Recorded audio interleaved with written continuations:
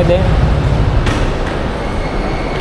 Ito na ang sinasabi sa hula mga paps. Grabe ang traffic. Ready na yung mga tenga nyo, mga chismoso kayo.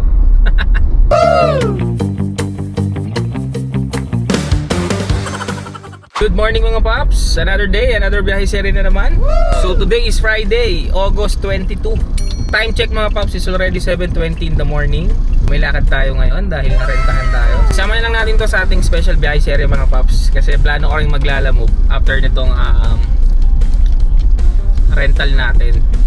Kumbaga, yun ulit yung nag-rent sa atin yung last time, yung office ng kapatid natin. So rentahan tayo ngayon, worth 3,500 pesos. So parang lalamove lang rin siya mga paps. Kasi parang naka multiple drop off lang siya. So sa mga RDU tayo. So alam niyo na mga paps, kapag RDU kakain talaga ng oras yan. Well anyway mga paps, meron tayong kasama ngayon, ang ating napakapoging helper. Si Master Bebeng. So yun mga paps, actually on the way na kami. So alam niyo naman, malapit lang or same barangay lang namin yung ating pick up location. So yun, bale, share ko na rin sa inyo mga paps yung mga location ng ating drop off. Kasi 4 na drop off lang siya. So naisip ko na rin kung paano ko siya ihahatid, yung pagkakasunod-sunod niya. So unahin na lang natin yung, since nandito na tayo sa Cubao area, unahin na natin yung Cubao. Sunod na natin kagad yung Robinsons Metro East, and then yung SM Masinag, then ihuli na natin yung Robinson Montalban. Para if ever, malay naman natin, di ba, makakuha pa tayo ng book. Pabalik naman dito sa Diliman galing dun sa Montalban. So try lang natin magantay doon mga paps kahit mga 1 oras lang.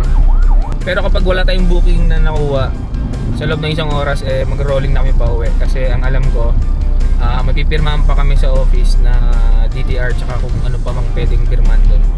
At isa pa pala mga paps, no, iba yung bayad sa akin, at the same time iba yung bayad kay Master Bebeng. So hindi natin isasama sa computation natin mamaya yung bayad kay Master Bebeng kasi nakabukod yung bayad sa kanya. Actually first time kong makuha sa ganitong booking or sa ganitong renta yung ganitong gagawin. Kasi diba last time sa malayo tayo sa may San Miguel, Bulacan. So ngayon malalapit lang naman to, kaya kinuha na natin kasi all goods din yung yung renta sa atin 3,500. Parang gagastos ka lang ng diesel dyan mga 500 to 700, depende lang sa traffic. Kaya para sa akin mga paps okay itong biyahe na to. Tapos mas maigi to kung masabayan natin ng lalamove to mga paps. So sige mga paps, update na lang namin ngayon kapag nandun na tayo sa pick up location. Let's go! So tara mga paps, check natin kung ano yung mga item na i-deliver natin.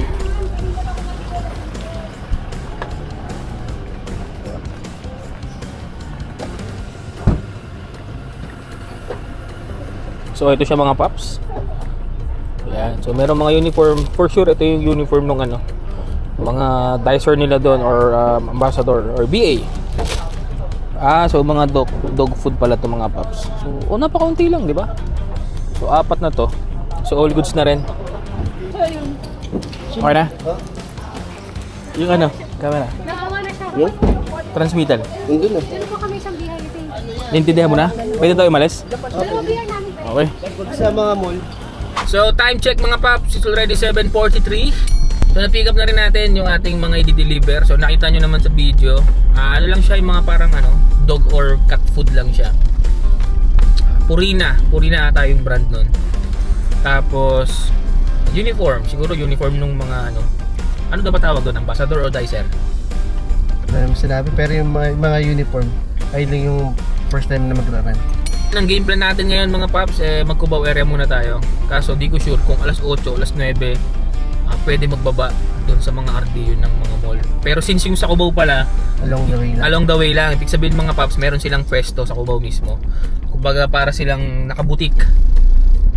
Hindi sila sa loob ng mall. So on the way na tayo doon mga paps. So balikan ko na lang kayo at update ko na lang kayo kung ano pang pwedeng mangyari sa biyahe natin. Let's go! Time check mga paps, it's already 8:03. So malapit lang kasi tayo. Kaya inuna natin itong Cubao. Pero ang bad news mga paps parang wala pang BA or dicer na lang dito. Kaya change plan tayo mga paps. Bale iuhuli na lang natin to. So proceed na tayo sa Cainta area, and then Masinag, tapos Montalban, and tapos tsaka natin to balikan mga paps para sure lang na nandito na sila. Tapos sa inyo mga paps, ayun yung Pet Express. Pet Express yan mga paps dito sa may SM Araneta. Sige mga paps, balikan na lang natin to. Tapos proceed muna tayo sa Metro East dyan sa May Cainta. Balikan ko na kayo mga paps. Let's go. Time check mga paps. It's already 8:17 in the morning. So change plan tayo ulit mga paps. Kasi natawagan natin yung nag-rent sa atin. Bali, ang pasok daw ng mga BA nila doon or dicer or yung magre-receive ng mga delivery natin 9 AM pa daw or 9:30. Iba-iba kasi mall yun depende sa rules ng malls. So naisipan ko na unahin na lang muna natin yung pinakamalayo, which is yung sa Robinson Magnolia. Sa may Robinson Montalban. Para pagdating natin doon, for sure past 9 na. Kung magantay man tayo, saglit lang. Kasi nakita niyo naman kanina sa video dito sa May Cubao, masyado kaming maaga. Ngayon magpuproceed na kami sa Metro East. Wala rin traffic, kaya parang mga around 10 to 15 minutes doon na rin kami. Anong oras pa lang? Wala pang 8:30 mga paps. So baka masayang lang rin punta natin doon. Wala pa tayong abutan na dicer. Nasayang yung oras tsaka yung diesel natin mga paps. Kasi ang target namin dito mga paps, mga around 1 or 2 PM tapos na sana, or lunch break or lunch nga sana tapos na. Manigurado na tayo mga paps, kaya unahin na lang natin yung malayo. Tapos palapit na lang tayo ng palapit. Siguro ang initial muna natin na na pagkakasunod-sunod ng pupuntahan from Robinson Montalban going to Metro East, Robinson Metro East, and then SM Masinag, tapos tsaka tayo magkubaw. Doon na lang mga paps, since malilit lang naman yung item, kaya subukan natin sabayan ng lalamog to mga paps. Meron tayo nakitang Papayatas, Pamontalban, pa San Mateo, kunin na natin ngayong oras na to mga paps. So habang nag-aantay tayo ng booking mga paps, sagutin muna natin tong tanong ng ating isang subscriber. So ayan siya. So napakasimple lang naman ang tanong niya mga paps, bakit daw hindi ako mag-grab car or ayaw ko daw ba sa grab car? Kasi ganito yan mga paps, meron tayong history kay Grab. Di ko alam kung sasabihin ko o wag na Pero sige mga paps, para lang masagot natin yung yung katanungan ng isang subscriber natin kung bakit wala tayo kay Grab car ngayon. Okay, so quick history lang regarding kay Grab. Kasi alam nyo po, panatiko na rin ako ni Grab ever since 2020 or 21. Kasi may store ako before, pinasok ko yung kay Grab. So may Grab merchant din tayo mga paps. Then at the same time, kumuha tayo ng unit before, pinasok din natin yon sa Grab car.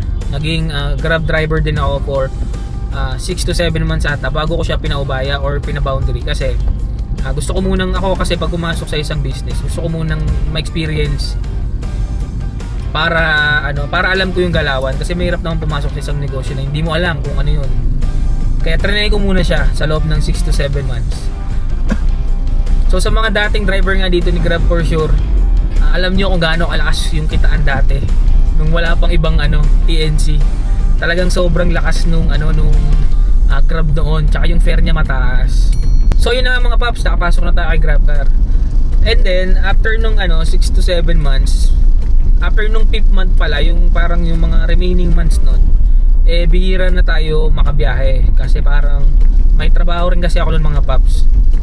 Tapos parang papatsi-patsi na lang tayo bumiyahe. Ngayon nagkaroon tayo ng issue kay Grab. Ito na mga paps, ready na yung mga tenga nyo, mga chismoso kayo.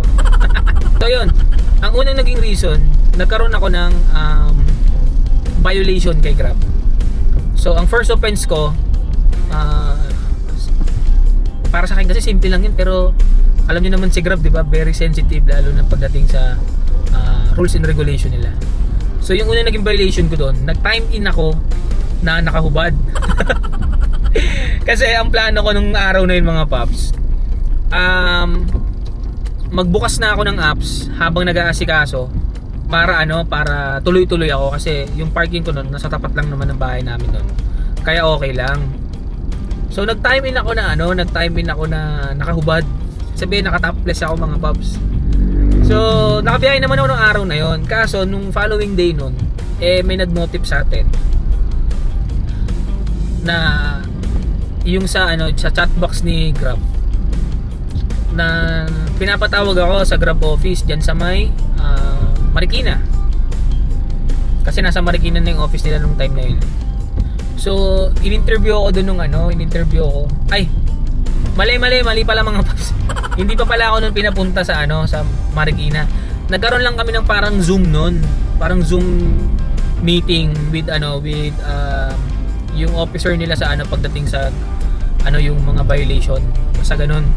And then pinaliwanag ko, in-accept ko naman yung pagkakamali natin kasi sa rules and regulation daw ng Grab, mabigat na daw yung yung case na yun. So, kinabahan ako, na-suspend tayo ng 3 days mga paps. And then sabi sa akin, yun yung last chance ko na last chance kagad, no? Napakabilis. So, yun na daw yung last chance ko na kapag gumawa pa ako ng isang violation, mababan ako for 1 year kay Grab. So, umokay naman mga paps. Ako baga, naging okay naman yung usapan namin, humingi akong pasensya. Lack of knowledge, ganyan. Siyempre, sabi rin sa akin, may kakibat yung mga bagay na maling ginagawa. Ganyan. So, naintindihan naman natin yan. So, after nun, nakakabiyahe pa rin naman tayo, papatsi-patsi. And then, after a month, siguro, nakagawa na naman tayo ng violation. Pero this time, passenger na mismo yung nag-report mga paps. So, nagulat ako dyan dahil fraudulent ang naging case natin dyan kay Grab. Yung second reason kung patay na ban. May passenger na nag-report. Ito mga paps makinig kayong maigi kasi baka mamaya ma-misinterpret ninyo. Kasi ganito, di ba last time pinakita ko sa inyo or sabi ko sa inyo na hindi lang YouTube channel yung meron tayong Facebook page, parang fan page nung kapatid ko yan na tattoo artist. So that time, yung page ko na yun hindi pa monetize, sabihin hindi pa siya kumikita. So meron pa kaming kailangan ma-reach na requirements para lang ma-monetize. So nung time na yun, meron akong 2 cellphone, isang pang Grab, yung isa para dun sa Facebook page ng kapatid ko. Kasi 'di ba sa pagdadrive natin kumakain tayo ng oras. So naisip ko na habang nagdadrive ako, trabahuin ko rin yung Facebook page natin. So ang ginagawa ko, nanonood ako ng mga videos para tumaas yung tinatawag na yung minutes viewed sa Facebook para lang ma-monetize ka. Kasi that time parang 10,000 minutes viewed ang kailangan mong ma-reach bago ka ma-monetize. So ang ginagawa ko, nanonood ako mismo. Habang kahit may passenger ako, nanonood ako ng content ng kapatid ko. Kaso, ang problem, medyo yung content kasi ng kapatid ko, since tattoo artist siya, nagtatouch siya sa mga masiselang part ng ng katawan. Actually, maselan kasi lang naman may mga, hindi naman siya yung all out na wala nang suot yung mga babae, ganyan. Kasi sa mga masiselang part yan, sa may basta yun na yun, sa middle at sa baba. Pero hindi naman siya kitang-kita. Ngayon, so ni-report tayo na nanonood daw tayo ng yun mga paps, ng tutot.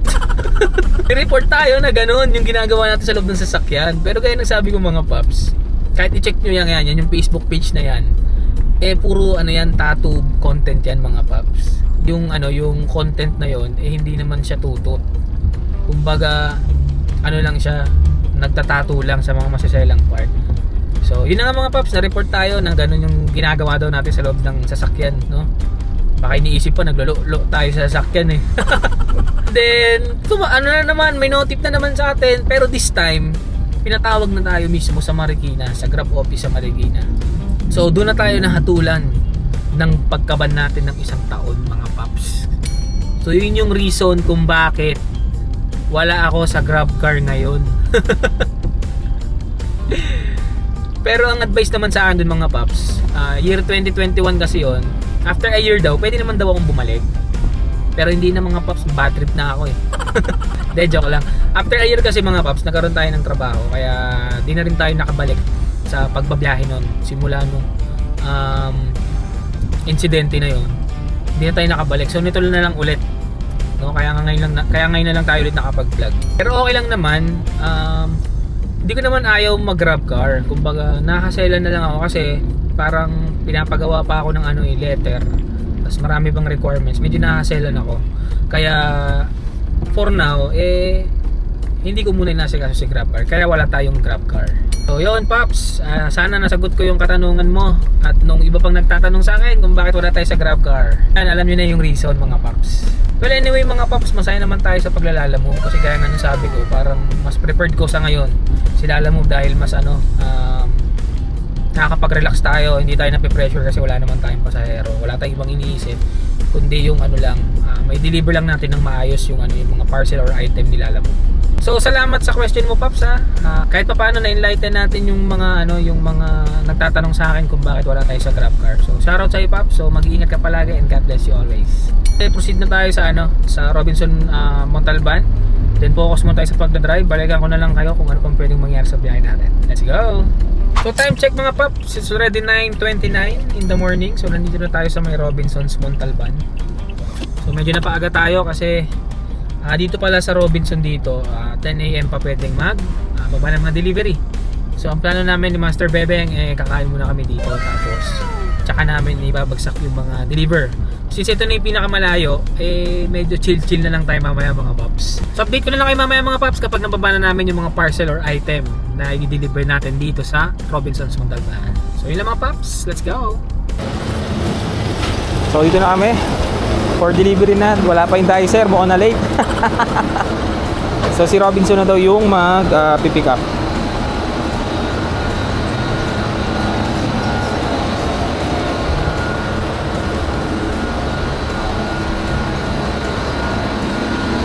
Okay.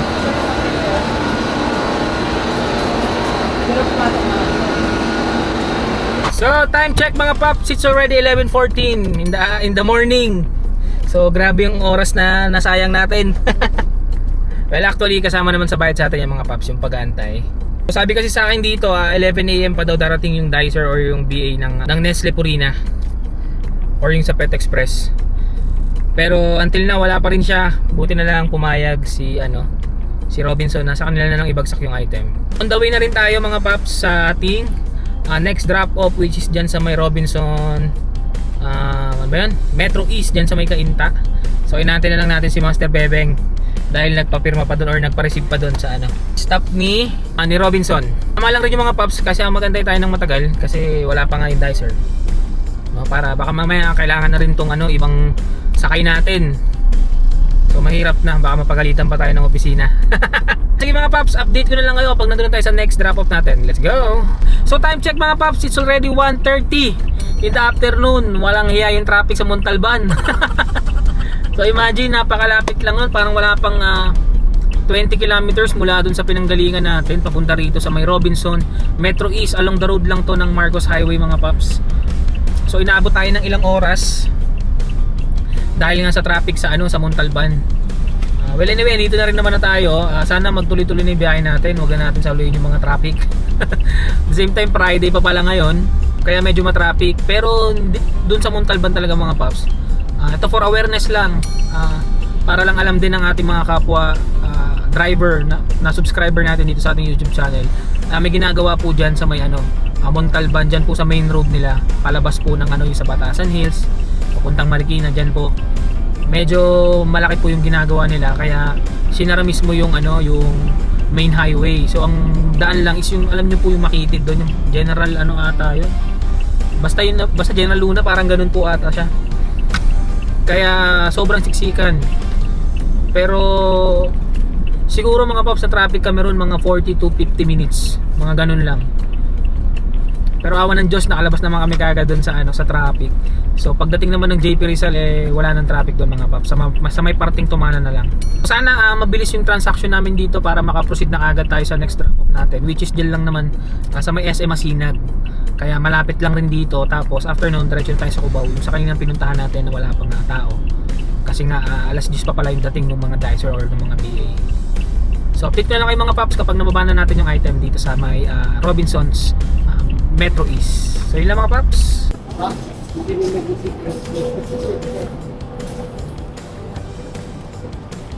Ayos. Time check mga Paps, it's already 1:50 in the afternoon. So nababa na rin natin yung ating item dito sa Robinsons Metro East. So proceed na agad tayo kay SM Masinag. Based kay Google Map, around 7 to 10 minutes nandun na daw tayo mga Paps. Halos magkatabi lang to, magkaiba lang ng side. Update na lang namin kayo mamaya mga paps kapag na-drop na rin namin yung item. Let's go! Ang sabi, ibababa na lang daw natin dyan. Pero dyan lang yung Pet Express na may bungad lang. Ito lang ito yung Pet Express. Okay, sige. Isa na lang, Beng. Matatapos na tayo. Sige! Alright! Alright!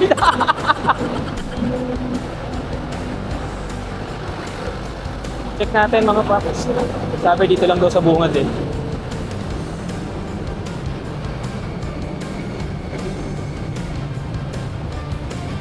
So ito nga siya. Ayan. So ito yung Pet Express dito sa may SM Masinag. Laki din. So time check mga paps. It's already 2:39 in the afternoon. So na-drop na rin yung item dito sa may SM Masinag. So medyo nag-antay lang tayo ng matagal. Dahil ano ba, Beng? Nag-back out yung ano. Ano? Nag-back out. Nag-back out daw yung ano doon. Yung dicer. Kasi may work na daw. Pero ang nag-receive mga paps is yung ano ata nila, yung manager ng Pet Express. Kaya isa na lang yung i-deliver natin mga paps. Tapos uwian na. So ang last destination natin mga paps yung pinuntahan natin kanina ng sobrang aga. Kaya wala tayong naabutan doon na, na tao. For sure ngayong oras na to ay meron na magre-receive ng item natin. So sana hindi traffic dahil Friday nga ngayon. Nandito kami ngayon sa Marcos Highway, tapos sa Aurora. Para lang para makauwi na rin tayo kasi babalik pa kami ng office, may pipirmahan pa daw doon. So based kay Google Map is 8.2 kilometers. So 42 minutes. Parang sobrang traffic na naman mga paps. Aray ko. Pero wala tayong magagawa dyan, tiyagayin na lang natin. Since pauwi naman na tayo, tapos malapit na rin naman sa amin yung office. Kaya tiyagayin na lang namin to ni Master Bebeng. So update na lang namin kayo mga paps kapag nandun na kami sa last drop of location natin. Let's go! Ito na ang sinasabi sa hula mga paps. Grabe ang traffic. Dito to sa may parteng sa SM Marikina na. Palabas kami ng Aurora. So kanina pa kami nandito, paunti-unti lang yung abante natin. Tama ba Master Bebeng? Omsing. Boring na rin siya eh. Oh my. Time check mga paps, it's already 3:34 in the afternoon. So dito na rin kami. So yan si Master Bebeng, nakikita nyo nakaitim. Andito na rin kami sa mga Pet Express, SM City Araneta or sa SM Cubao. So hindi na tayo bumaba mga paps dahil alanganin din yung parking natin. Naka-hazard lang tayo dito. I-update ko na lang kayo mamaya mga paps kung magkano yung kinita natin ngayong araw. Kasi malapit na rin kami dito, diretso uwi na rin kami. Abangan nyo kung ano yung naging computation natin para sa kinita natin ngayong araw. Let's go! So finally, dito na kami mga paps. So pirma-pirma muna.